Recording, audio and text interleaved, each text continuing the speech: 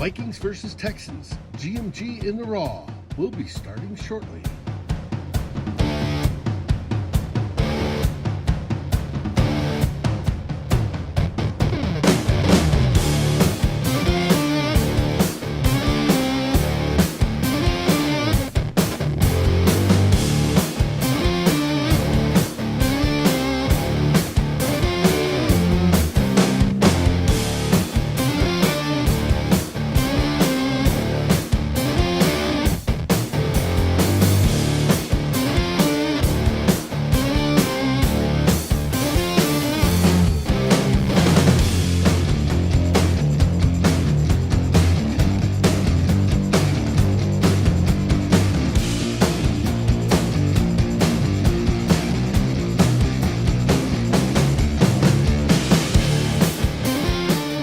Vikings versus Texans, GMG In The Raw, will be starting shortly.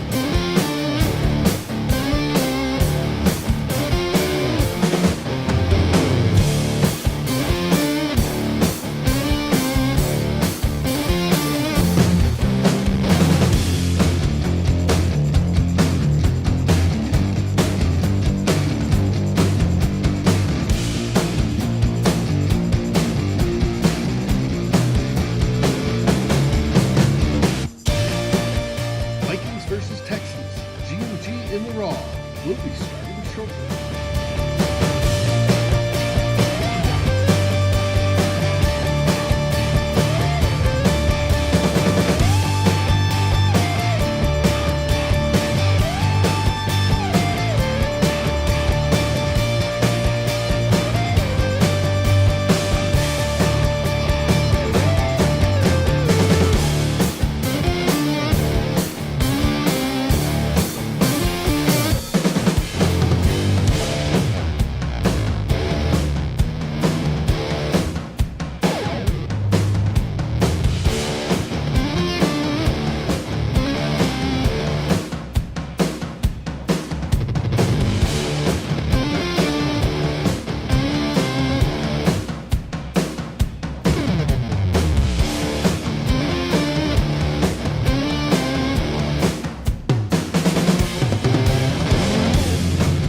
Vikings versus Texans, GMG In The Raw, will be starting shortly.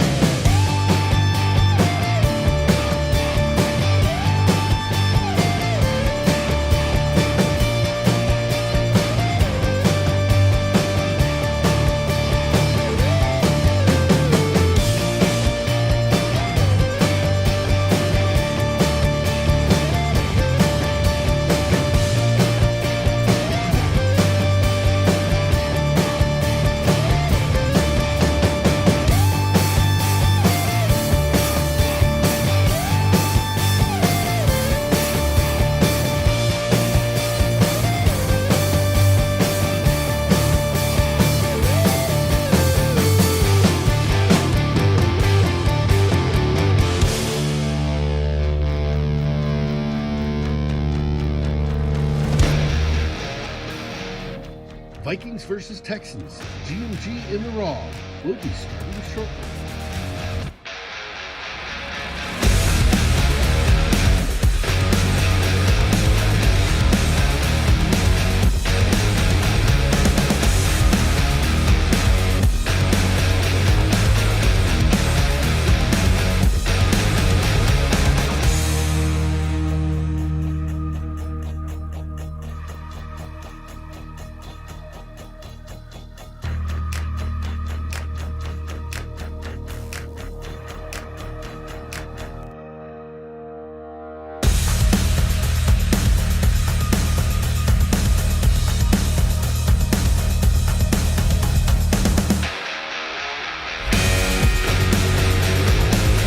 Vikings versus Texans.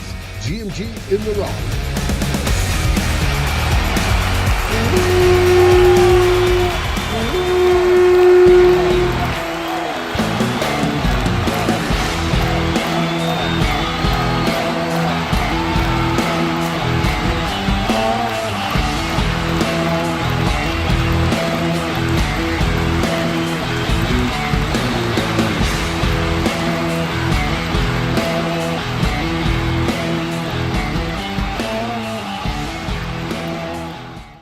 Hey everybody, it's Dave here, and the Vikings win, the Vikings win! How about that? Welcome to Good Morning Gallahorn in the Raw. And we're glad you're with us. And with us, speaking of which, I want to bring in my compadres in crime. We have first Mr. Drewster, the base ripper. And we have also the one, the only, the Flip, Mozzie. How you doing, Flip? I'm doing great. It's a W, boys. We only get one of these a month at this pace, so gotta celebrate it. I see David's got his beer. He's sipping on it. Oh yeah. I need to pour myself a drink too. Drinks all around, huh? Drinks all around. Now, they tried to make it hard on this old man's heart there at the end. And why we went into the prevent the win defense at the end blows my mind. But we did come out with the victory. And thanks to, an incomplete pass in the touchdown, in the end zone, it stayed that way. Was that, in your opinion, an incomplete pass? In my opinion. Yeah, there at the end. Oh, it was obviously an incomplete pass. I mean, the ball he didn't maintain control. That's the second I saw it, first look, you knew it was incomplete. It was an amazing effort by Will Fuller on that play. The stretch but, out. Too little, too late for the Houston Texans. The Vikings did a great job. I thought the defensive effort was stronger. We can break down what led to that prevent. Okay, and we just lost Flip. Drew, what did you think? It was incomplete at first. First time I saw it, the same as Flip. There's not even a question of whether that's because he didn't control it when it hit the ground. 100% incomplete, not even a question. And I'm not being a homer. I call penalties how they are. I'm not a homer with penalties, but that was incomplete. That stand at the end, really happy with the Vikings because none of us expected them to keep it out of the ends. I mean, who expected that? No, I expected a tie game. I expected a tie game on the two point. Yeah, that they'd score and then do a 2-point conversion to tie it.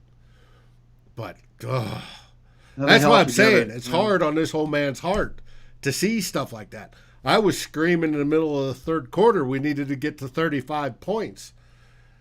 We made it to 31. Hey, I called 30-24 Vikings. That was my pregame prediction. That's not too bad. And I also predicted a month ago this would be our first win. So I'm 2 for 2 in terms of, I'll pat myself a little bit on the back. And I appreciate Base Ripper over Mr. Pessimistic. Well, no, you always take a win however you can get them. Winning is always better than losing. It wasn't perfect, but I think the defense has inched a little bit forward even more against they did the Titans. I think they're getting a little bit better. Secondary still has problems. Probably didn't help that Harrison Smith got ejected from the game. But the defensive line, that was probably their best performance of the year. I thought the D-line played really well so far. Yes. There was points You're of actually it. getting pressure back there. Yeah, I think they got quite a few sacks. I haven't looked at the numbers. I needed to bring up the numbers. But for me, that's the best the defensive line. I've got the numbers. That's the best the defensive line has looked all season so far, for me. Great job with the defensive line. Great job. Okay. Mike Zimmer really helped him out too, which we hadn't seen before. And everything fell apart when Harrison Smith went down or got ejected. Yeah. So, and what do you think of that? What do you think of Harrison Smith's ejection? But that's why we lost. The Vikings found a way to at least win the game, and they don't have to revert back to would have been different if Harrison Smith's in there, and they still found a way to win it. So, I mean, probably not the guy in your defense you want to lose, but they still figured out. And part of it was because Houston is just garbage. They're a terrible football team, so that always helps. They are. What did you think of Harrison Smith's ejection?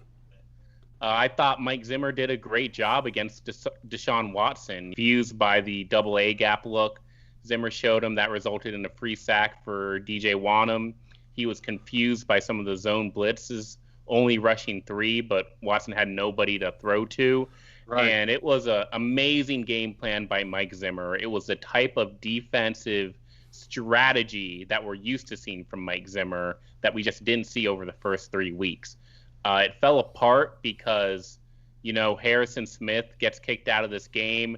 We bring out George Aloka. The guy is just like, I mean, we were playing with 10 men at that point because George Aloka is just a waste of space back there. Well, he did get that one stop towards it was a bad pitch. Yeah, he tackled a guy who fumbled the ball. Well, right. Good job, George. So he got that, at least that. Good job. But I think the Aloka struggles really spoke to why we had to go to prevent defense in the fourth quarter, because the second that guy gets burned 2 times, 3 times, you can't be aggressive on defense anymore. You've got to sit back and try to cover and hope your front 4 gets there. They didn't get there on the last 2 drives, but you have to use that strategy because you've just got a bum in your defensive backfield. Yeah, but it's all we had. Smith was ejected, and we didn't have anybody else to put back there. Yeah, so that's why you have to go prevent. It was the only way. Yeah, but Smith was ejected early in the game, relatively early. Bum. I'll go the great Pauly Shore. Smith was ejected. I'll go Pauly Shore. He may be a bum, but he's our bum. Smith was ejected at halftime, I think, right? Well, it was in the second quarter. Shocked we held on. Yeah. And the Texans, after Smith got ejected, they went touchdown, field goal, punt, touchdown. Damn. Yeah, we miss him. We miss the quality starters when they're out, without a doubt, and that goes across the board. What did you think of the corner trio for the most part, except for that brief point when Dantzler was out?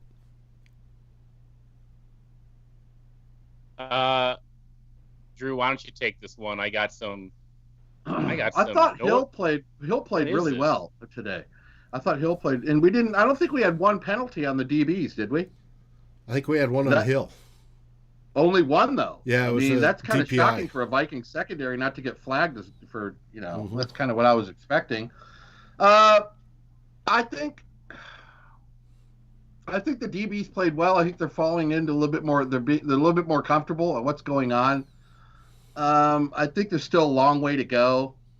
I think the fact that Houston, I wasn't that impressed with Deshaun Watson. I know he's a good quarterback, but he either had he can't see things properly today or something, but he wasn't really making any of the big plays that you need your quarterback to make to win. It seemed the Vikings played overall, I think defensively, they played with a little bit of jump in their step, especially with the front 7. And that's what I wanted to see. That's what I'm waiting to see all year. Instead of standing around, they seem to be swarming to the football a little more. A couple things that stand out to me was, I think, offensively, sorry, that wasn't much information on the DBs, but offensively, I wanted to say I enjoyed the play calling much better today. Offensively, I was watching it seemed like the game flowed a lot better. They had a lot of play action. Thielen.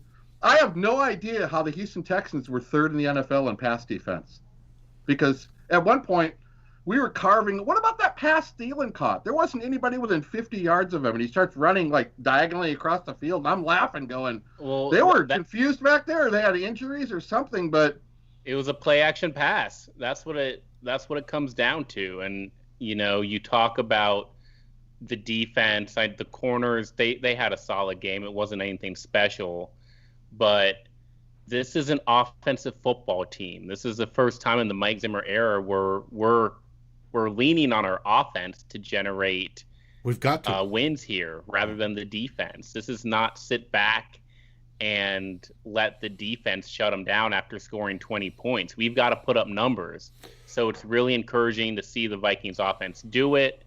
It's Dalvin Cook. He's the centerpiece.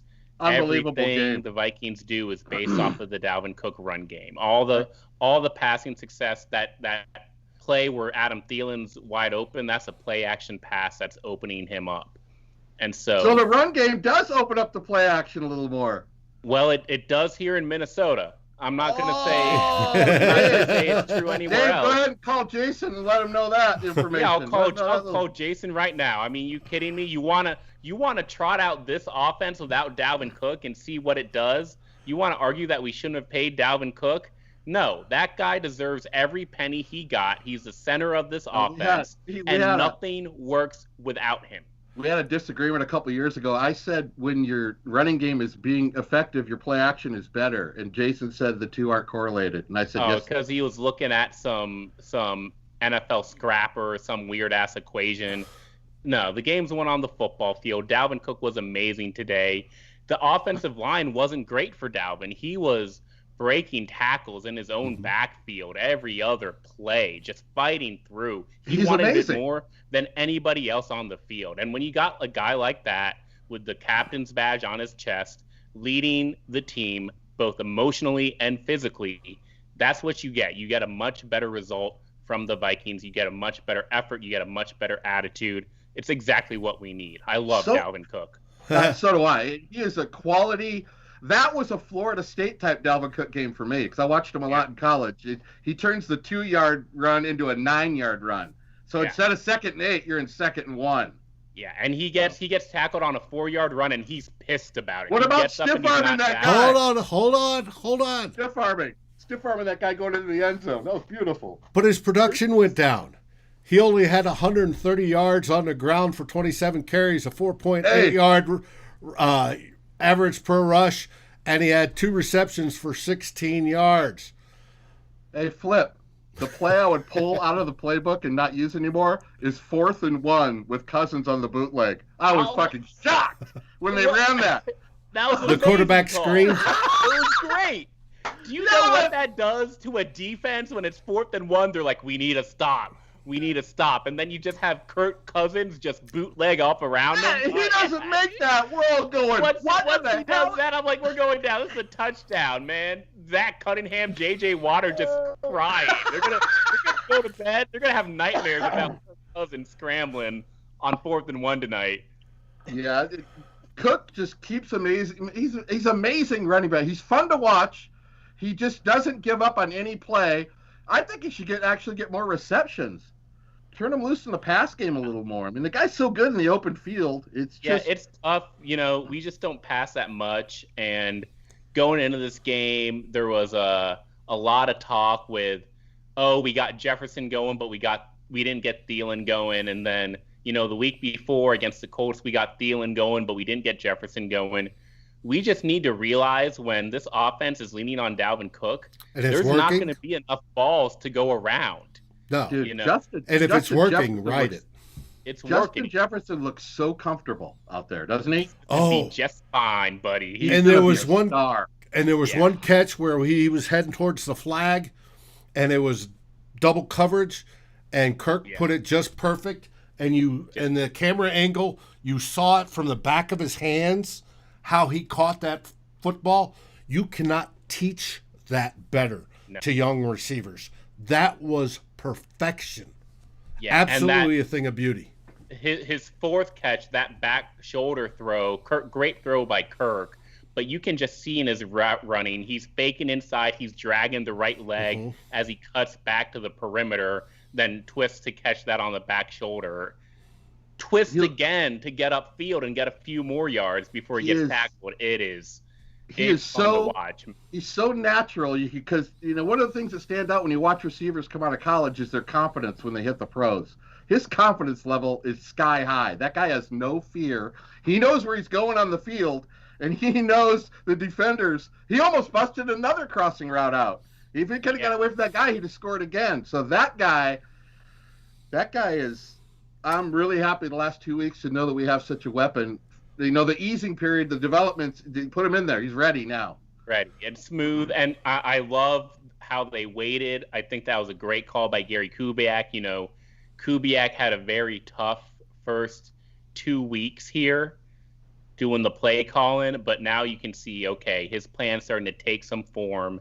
We're starting to do some things on offense. It's Cook, it's Thielen, it's Jefferson, and that's really all they need when you have the play calling that Gary Kubiak gives us. Could use a little bit better effort from the offensive line, but that's not getting fixed in 2020, so we just got to deal with what we got. Yeah, if the Vikings could have that defense back from a couple years ago with this offense, man, it would be really tough to stop. I mean, we're probably going to have to score 35 every week, but who knows? If the defense gets better and something turns around, maybe they make a little bit of a run here. I don't know. I mean, that's what you want as a fan. So I can't figure out it. Oh, go ahead, David. I was about to say, did you know we're sitting there talking about Justin Jefferson? He just had his second 100-yard game. He had 4 catches for 103. He probably broke Treadwell's all his catching records in 2 weeks. Oh. He's got about 3 more catches. I think Treadwell had like 15.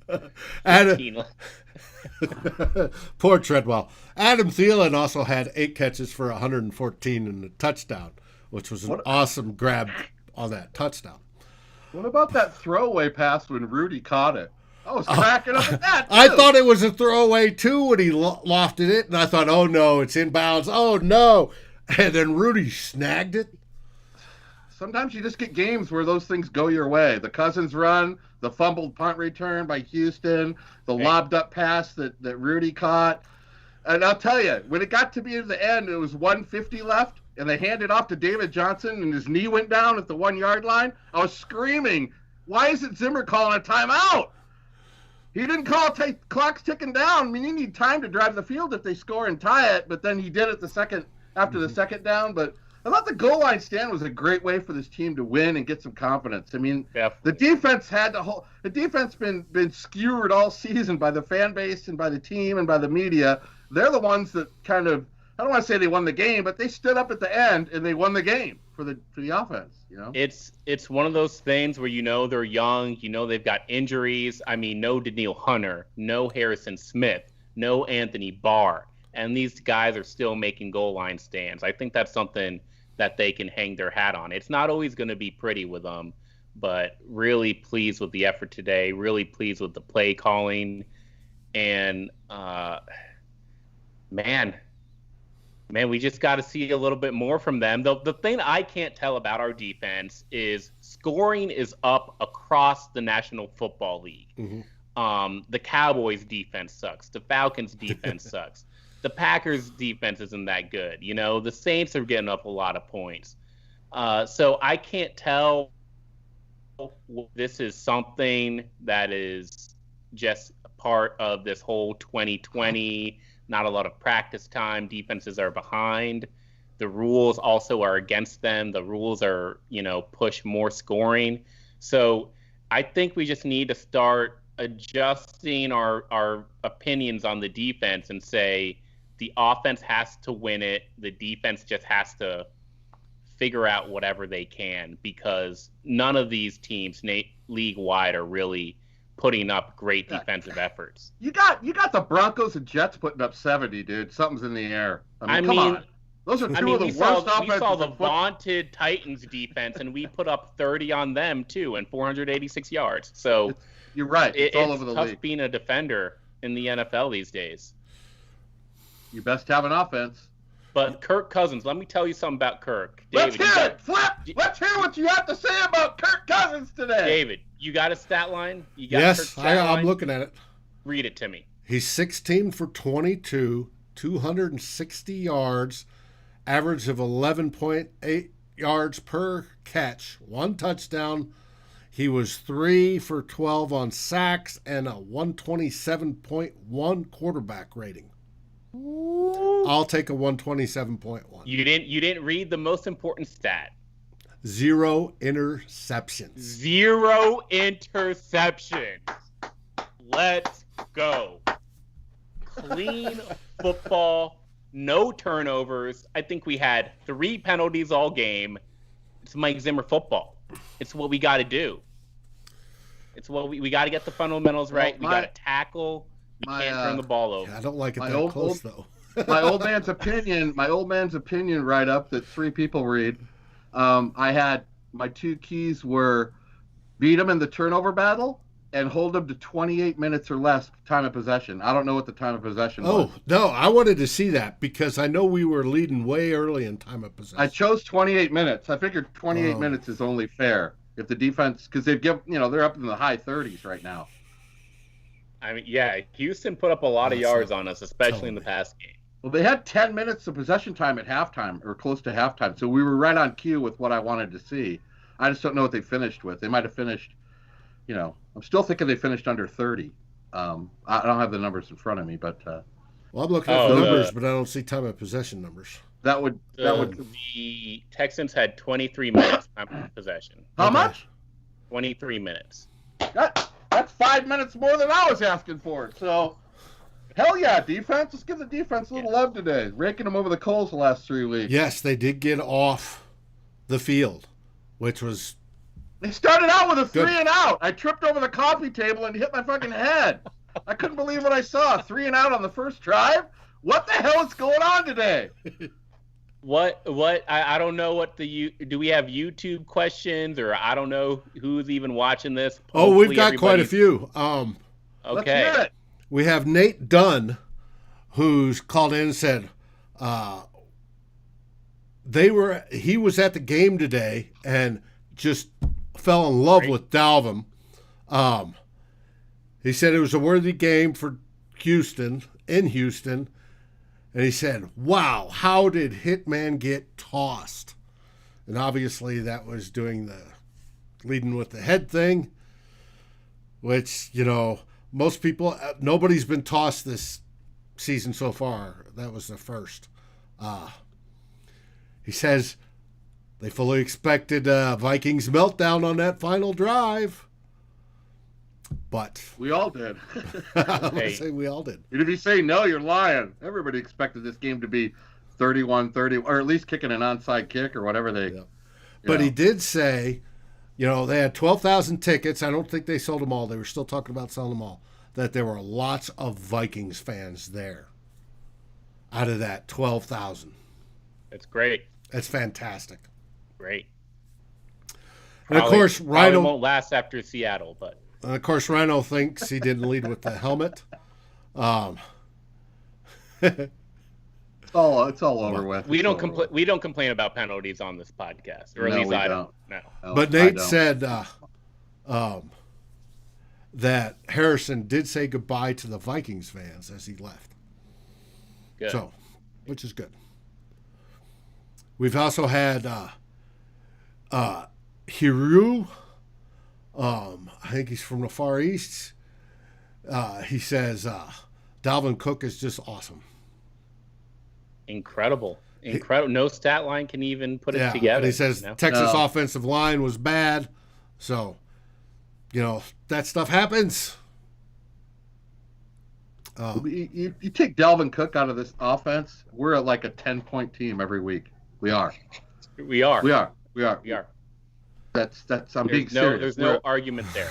We're 1 touchdown and a field goal offense every week. So Drew, we can look forward or we can look backward right now. Which one do you want to do? I want to look backward for 10 seconds because I remember you asked me at the end of the Packer game on the In The Raw. You said, Drew, when do you see this team winning our first game? And what did I say? Houston, Texas. You said Houston. That's the only reason I want to look back is to pat myself in the back and bask in the glory and radiance. You deserve it. You deserve it because you believe. 30-24 this week was my score prediction for the Vikings. So I almost nailed that too. I was pretty close to Faith that. is a choice. Well done. Well done. Drew. Gotta look forward though. Looking forward. Drew. What to look forward to? What? The Grand Poobah himself, Mr. Christopher Gates, asks, "Are you bald yet?" Am I bald yet? Yes. Oh no! I got my hair cut like 4 days ago. My wife cut my hair because they lost that one game, and I said I couldn't stand it anymore. So Let's Let see her it. get her back in here. Let's get your haircut right now. I was gonna. You know what? If I'd have done the haircut, Matt, we'd have lost again. So, oh, that's funny that you remembered that. No, I'll come up with something next week. I'll light myself on fire or some shit if we beat. Who we got? Seattle next week. We got Seattle in Seattle. You know what? I'll do 5 shots of whiskey if we beat Seattle right on this show, right in front of you. Ooh. One after another, like hitters, like me and Flip. You've been without for so long. Let's go. Let's go. Flip. Well, Flip, I got a what do you reason to think look about back going too. forward? I got a reason to look back. What's that? All right, do it. Because after 4 games, you can actually take each quarter and see just how the Vikings are doing in first quarters, second quarters, third quarters. The Vikings are 24-9 in first quarters. Okay. That comes your scripted plays for the most part. Yes. They win. They've won first quarters 23-9. Really? They've lost second quarters 43-23. Ooh. The Texans were bad at second and third quarters too. They've lost the third quarters 36-14. So What about the overall, fourth quarters they win 45-37. They do. Lots of scoring. 45 points. Wow. 45 fourth quarter points, mainly because of that Packers game, all garbage time. That was 24 to 45 points, but they've scored at least 6 points in every fourth quarter here. So if you're looking for improvement, you're trying to see, can the Vikings get better going into halftime, coming out of halftime? Oh, and they worried us a little bit today, but they held on. Yeah, it was 17-6, and they did their best to melt it down. Next thing you know, it's 17-16. That was the only real meltdown point of the game, but they figured out a way to pull it together and not fully melt down and mount a couple drives when they needed to. That's the problem with melting down, is when you start going 3 and out, you're giving that momentum away. Right. And that's kind of what it started out in the third quarter, but they found a way to I love that play action pass on first down when you're getting like a 16-yard pickup to Thielen or Jefferson. I mean, that just makes the drive right off the bat, just automatically makes everybody's body language better. Everybody's spirits are picked up, even us fans. I mean, It's tough watching the run up the middle and punt or whatever. But, Vikings didn't lose this game, and I'm not much of a tank guy. Tank for the tank, whatever. I want to win. I'm a fan. I want to win football games. I want the Vikings. Why do we pretend like we got to go 0-16 to tank? Because it doesn't change anything about how I feel about this season, especially when we talk about going forward.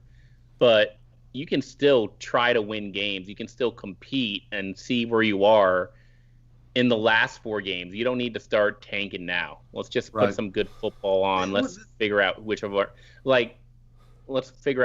players can actually play the damn game. Sure. We're 4 weeks into the season. Right. And I don't know how much better 1-3. We might be 1-6 another month. I don't know.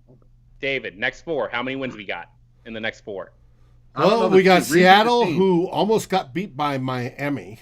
We have Atlanta, which I haven't seen how they're doing today. And I'm trying to remember who else after that. Get that schedule up. Let's go with and the 4. And then we have somebody and then the bye. Everybody pick out of the next 4. Give me the record. At Seattle. Right. Loss. Not versus Atlanta. I've got a feeling about that. Is it? You're feeling Seattle? Come on. We've gotten so close so many times. Yes, we're at Seattle, prime time. Everything's going against us. You need to do a breathalyzer, dude. Well, I'd fail that. Then we have Atlanta. We'd have Atlanta in week 6, right? Which should be. Oh, don't do it. I'm not saying is. Don't you I'm fucking do saying it. Don't say it. they're I giving wanna up go Got our first. bye week. they're coming up a ton of Give me an points. Easy win. I didn't say that. Then we What have do a we got? bye Okay, week. Seattle, Atlanta, bye week, Green at Bay, Green Bay and then who? versus Detroit. Detroit. Okay, so what? So we what could is that? split them. You're saying 2-2? Flip Mozzie. What do you got? I got 1-3. It could be 1-3. I got us losing the next 3. Ooh. I think we can take Atlanta in a shootout, and I think we'll beat the Lions. So I'm gonna squeak out 2-2, which makes us, I don't know what our record would be. We'd 3 be wins. 3-5 halfway through the year. The best I could say is 2-2. We're not going to do any better than that, though. The next 4. Ooh, we've got Nick Diaz saying another trash defensive game. Fire Zimmer. We got quite a few of those. He's laughing about it. Well, we are giving up 30 points a game. Hey, Nick, Harrison Smith has been the centerpiece of this defense for the last 5-6 years. When that guy goes out, that makes a difference. Never underrate that. The Vikings allowed 6 points before Harrison Smith got ejected. Why don't we go knives up for Wanham? He's been doing good the last. He got his first sack today. He got one last week, though, didn't he? We're not on the Wanham hype train. Sorry. Okay. Hiru says... I'll put the knife away. That's like that Georgia Loca tackle for a loss. Hiru says they never beat Seattle in his memory.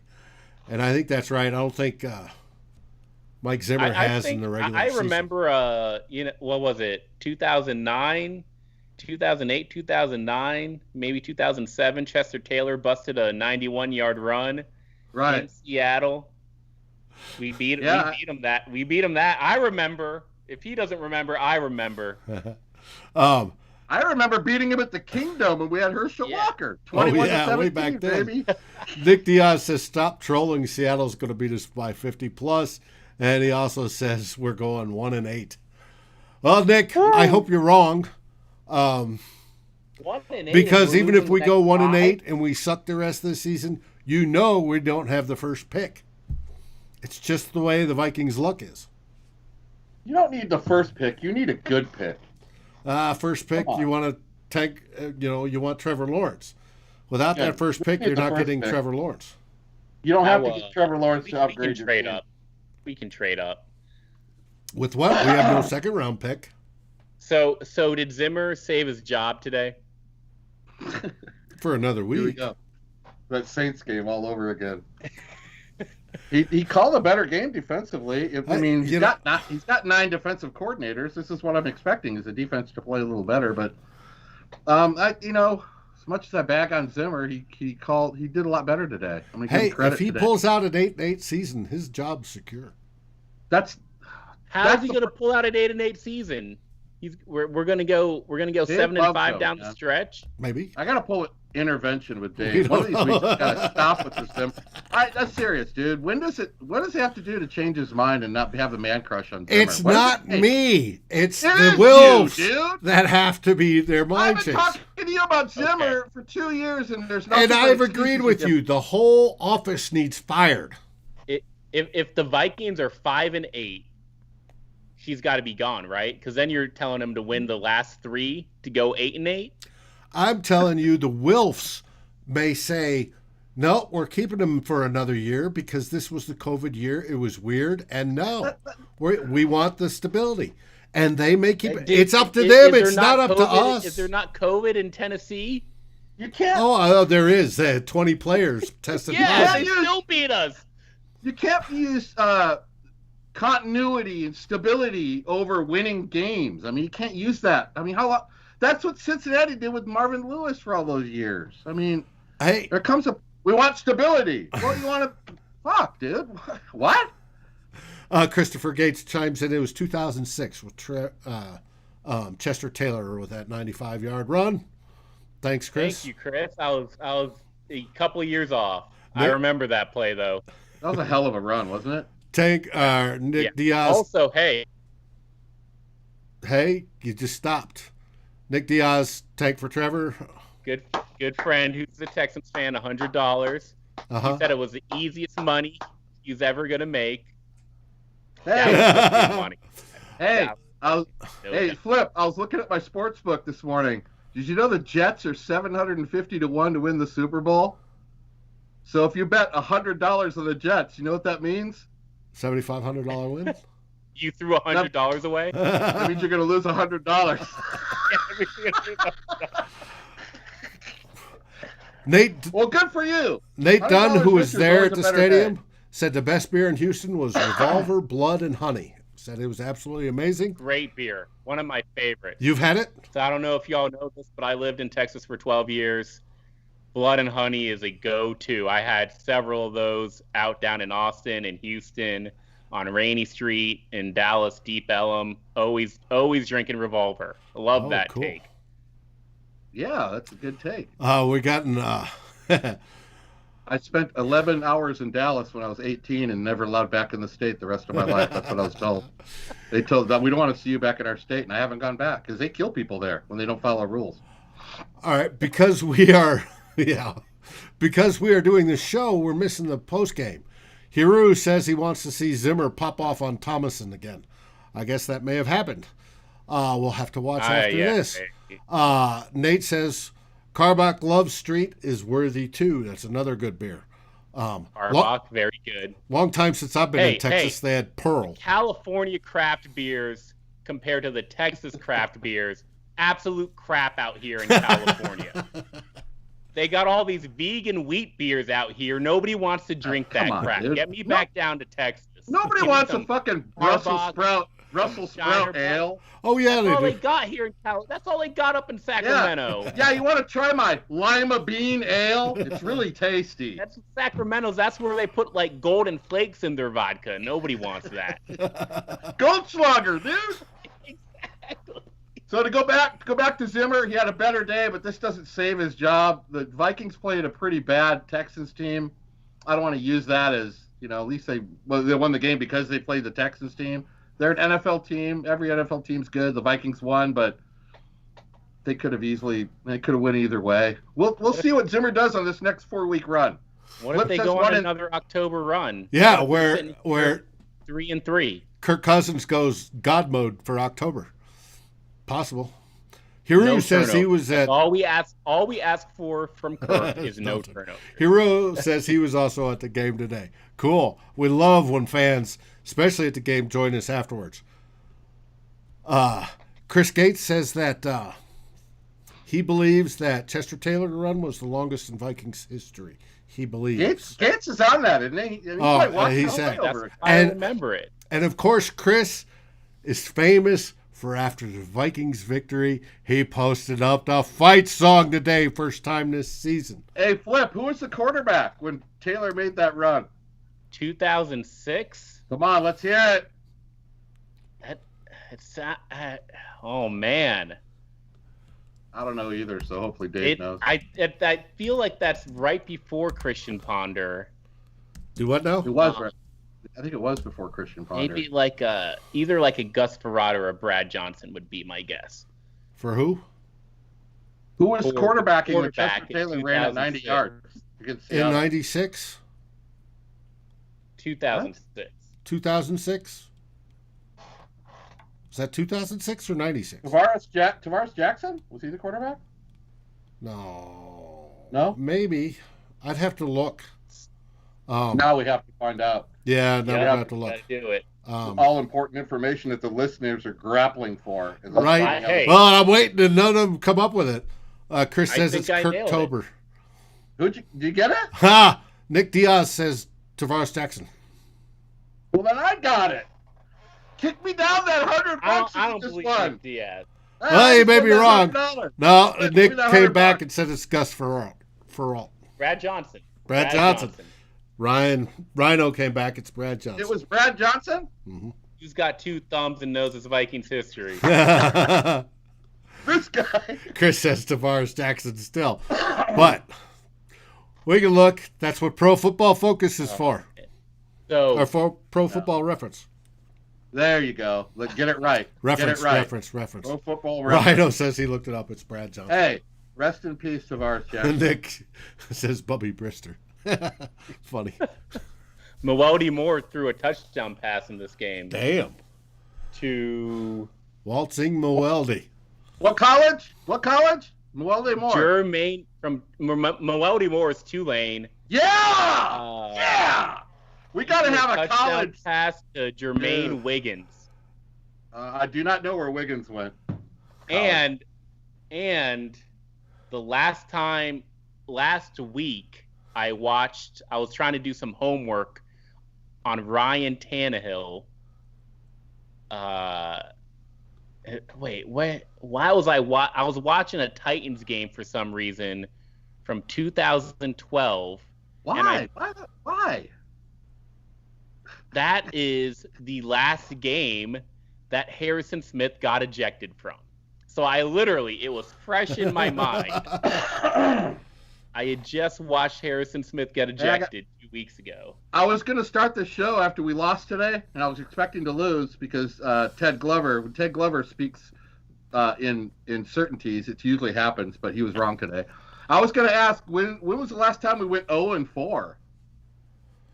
Does anybody have that? You know, people chiming in have that answer? I erase bad seasons from my memory. But it would have been. I'm glad it didn't happen, but that's one thing I was thinking. Oh shit, we can't go 0-4. It's been since, but didn't happen. So it's no use even talking about it. I'm really happy we play the Seahawks next because the Vikings tend to get a little too confident after wins. So if they go into Seattle too confident, then that tells you everything you need to know. They're going to get smoked. If Cook can get 350 or 400 on the ground, we got a shot to beat. Yeah, 350 or 400 per one game. Yeah, you betcha. If he could get 400 then you start sizing him for touchdowns. his Canton jacket. I still want to see more Madison, boys. We got to get that guy guy going. He had some today. He had his touchdown. I hope Cook stays healthy. He's a tough. He gets hit a lot, man. It's a lot of tough yards. If we're getting him 25 carries a game, he's not going to stay healthy. Rhino put out that it was 2011 the last time we started 0-4. You know what? Tell Rhino thanks for all these answers and thanks for the effort. Chris Gate confirms that. That was not a year. Nobody remembers 2011. What? Wasn't that the strike shortened year when RJ played? No, 2011. I was back in Virginia. I just moved to Virginia. Was that the year Bobby Wade was our? The great Bobby Wade at wideout with Greg. It's happened 4 times in history: 1962, 1967, 02, 11, and 11. 62 was a down year. Flatley had a bad knee. It was not good. We had a down year that year. All right. Well, with that, I'm gonna go. So... Congrats on your $100, dude. Yes. Hey, free $100. We got a big win today, boys. Needed it. Needed to stop all the stress, stop all the haterade being talked on our Vikings. Solid game from Kirk Cousins. Not allowed to ask anything more from him. So now I'm just happy when he doesn't throw interceptions, and he didn't do that today. Kirk Cousins gets a game ball. How many game balls do I get? I'd give one to Dalvin Cook. I get 2? Yeah, every week we get 2 game balls. You get to give out 2. Okay, well, if that's the case, then I'm not giving a game ball to Kirk Cousins because I don't got that many. Got to give game ball to Dalvin Cook. Mm-hmm. Got to give a game ball to Adam Thielen for just being that wide receiver 1. A lot of people doubted him and how he was going to play without Stephon Diggs on the other side. He's been great this year. And fighting for that touchdown, that whole attitude is Let me awesome. say, Cook gets a game ball. I'm matching my game balls with Flip there, even though I didn't win $100. I'm giving Thielen one for being the number 1, and I'm giving Thielen the second game ball for yelling on the sidelines. Finally, somebody speaks up. Finally, somebody starts yelling. Finally, somebody shows some emotion. He was stomping around screaming something. I don't even give a shit when he was screaming, but he was screaming. So, yes, game ball. I matched Cook and Thielen. With Justin Jefferson, a little bit of an honorable mention, because that guy catches everything. With that, we're going to wrap this show up. It's been a great Sunday. The Vikings win. Everybody's happy. Any last words there, Flip? Only 2. Skol Vikes. Drewster. Meow, meow, Viking cow. Skol Vikings! Vikings win! Vikings win! Have a great week. Certainly tell we're 1-3, can't you? A lot of excitement for 1-3. Oh. I mean, Dave's got to get into it because he's thinking, I don't even know.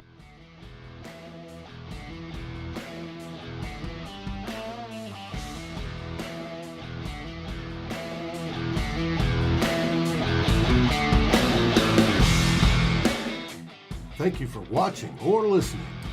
As always, if you like, subscribe, and ring the bell for notifications. And if you're listening to the podcast, please rate us on your favorite aggregator. Skol, everybody.